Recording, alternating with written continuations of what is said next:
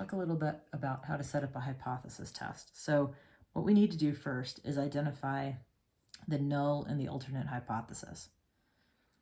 First of all, we want to make sure we understand whether we're looking at something that's a numerical mean or at a proportion. So I've got two different types of data here.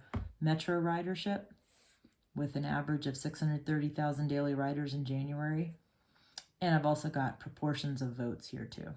So these are going to be using a proportion, and this is going to be using a mean. They use different formulae. We'll get into that later.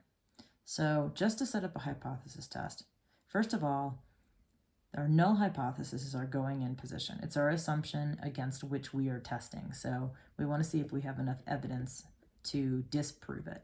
We're not saying we are proving it. We're just trying to see if we disprove it. So let's look at the Metro example first. Let's say that I want to test whether ridership has changed. I want to know if it's changed since January. Now, notice I'm saying change. That means it can go up, it can go down. So my null hypothesis, my going in assumption, is that the mean is 630K.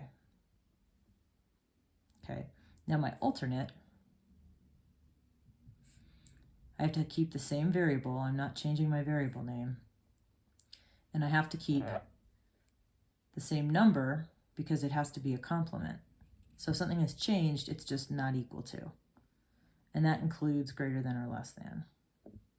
Okay, so for a two-sided test, if you're checking for difference, you want to make sure these numbers match.